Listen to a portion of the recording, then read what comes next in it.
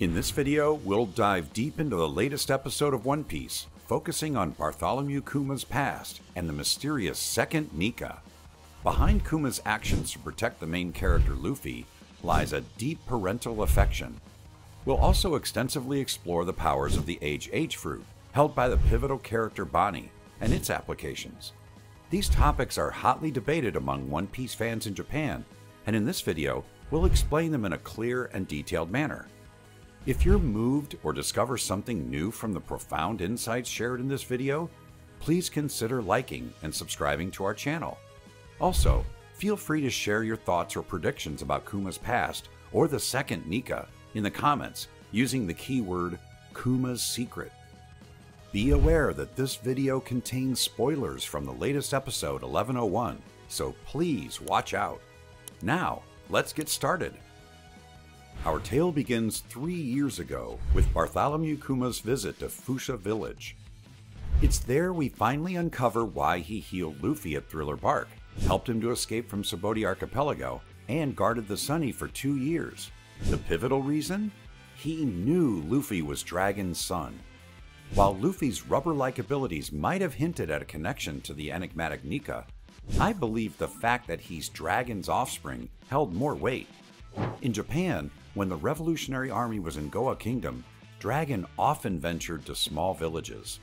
Kuma noticed this and questioned Dragon, but never got the full story, only a stern warning to be prepared to risk everything. Dragon understood that a child can be a parent's greatest vulnerability. We've seen this with Belle Mare sacrificing her life for Nami and Nojiko, and Oden falling for a disguised Higurashi as Momonosuke. These instances, where children become a parent's Achilles heel, are prevalent in the One Piece world. Hence, Dragon chose to distance himself from Luffy, a move meant to protect both his son and himself. In the world of One Piece, parent-child relationships are a pivotal theme. This story paints contrasting portraits of Bonnie, who interacts with her father from a distance, and Luffy, unaware of his father's existence. Reflecting on why Kuma saved the Straw Hat crew 2 years ago, it's plausible that he felt compelled to protect Luffy in Dragon's stead.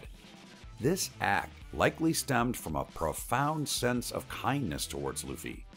This episode deeply enlightens us about Kuma's benevolence, making it a truly touching narrative. Moreover, when we view the actions of Shanks and Yasopp through this lens, they take on new significance. Shanks, despite having a daughter named Uda, focuses on his life as a pirate, avoiding any connection with her. Yasopp, similarly, hasn't returned to his hometown of Syrup Village since becoming a pirate. On the surface, these actions may seem to be abhorrent, but they might have been driven by a desire to protect their loved ones. Uda's life, unaffected by the public knowledge of being Shanks' daughter, suggests a hidden effort to shield her. Likewise, Usopp's secrecy about his pirate life could have been a measure to safeguard his family. Understanding their actions in this light makes it hard to see them as simply despicable. Kuma's fate took a definitive turn 1 year after the proclamation at the laboratory, where it was revealed that he was destined to lose his self-awareness. During this crucial period, the first clone was successfully developed, and Stussy was present in the lab. She later became a member of the world government's intelligence agency, CP0, and was known as the Queen of the Pleasure District.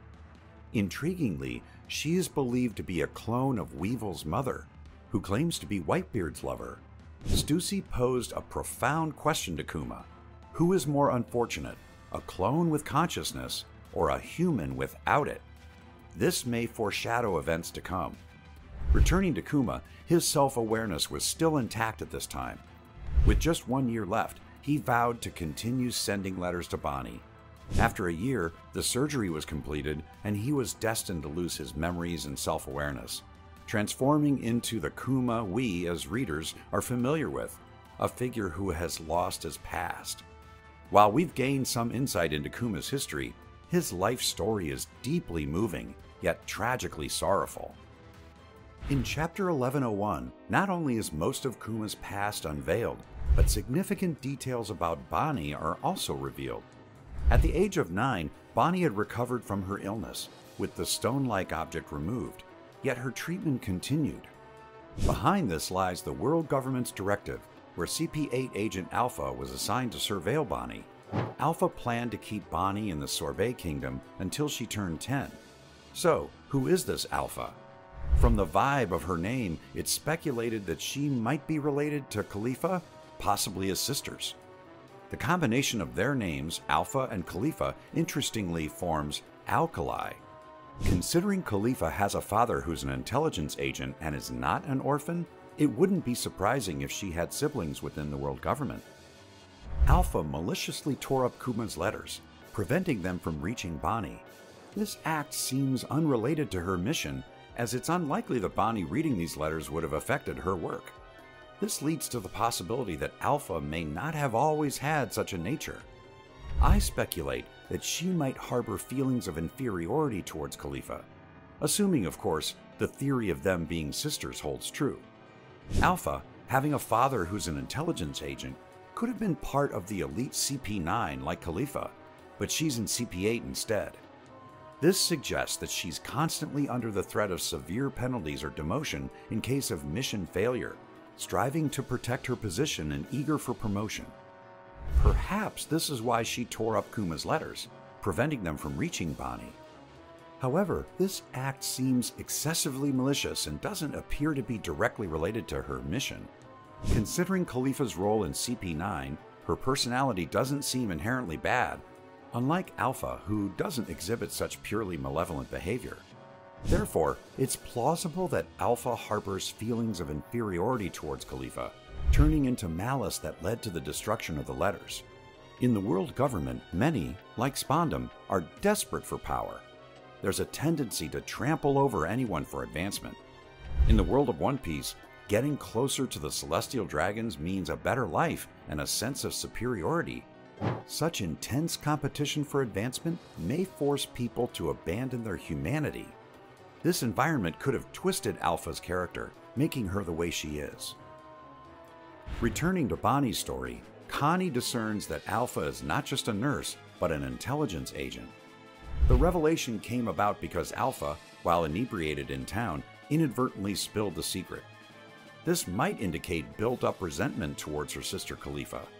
While Khalifa is an elite member of CP9, Alpha remains in CP8, possibly harboring frustrations about her inability to advance. Alpha let slip that Bonnie's illness had been cured, and eventually her true identity as a government intelligence agent was exposed to Connie. Consequently, Bonnie's escape plan was set in motion.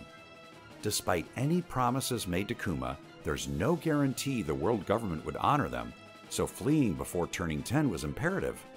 Thus began her journey with the fishermen of the Sorbet Kingdom, in search of Kuma. This marked the formation of the Bonnie Pirates, initially starting with a fisherman's boat and later transitioning to Bonnie's pirate ship, inspired by a pizza motif.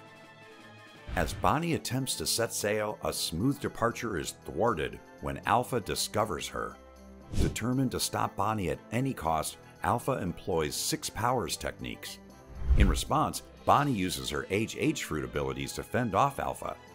It's remarkable that a child not even 10 years old could repel Alpha. Perhaps keeping her powers hidden, as advised by Connie, proved beneficial in this situation. Furthermore, Bonnie's H fruit ability is unique, allowing her to transform similarly to Nika. As of now, we understand that Bonnie, as an age-free human, can manipulate age at will, affecting both living beings and inanimate objects.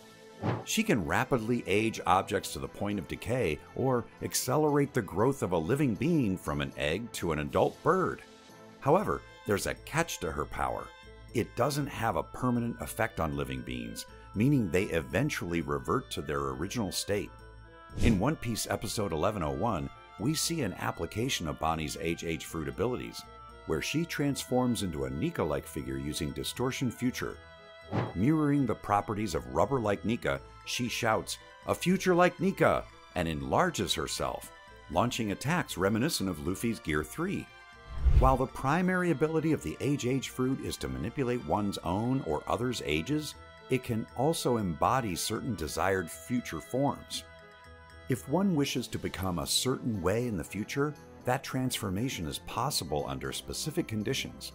This concept of a distorted future allowed Bonnie to take on the form of Connie. When infiltrating Mary Joie, her ability to disguise as Connie was made possible by envisioning a Connie-like future with Distortion Future. In episode 1072, she even used Distortion Future to increase her body mass, showcasing the immense versatility of her powers. However, since she could use it immediately, it is likely not an awakening technique.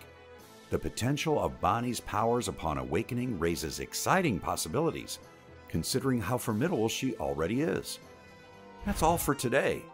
This channel posts summaries, explanations, and ranking videos related to One Piece.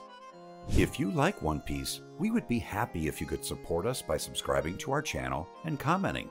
Thank you for watching till the end. See you in the next video.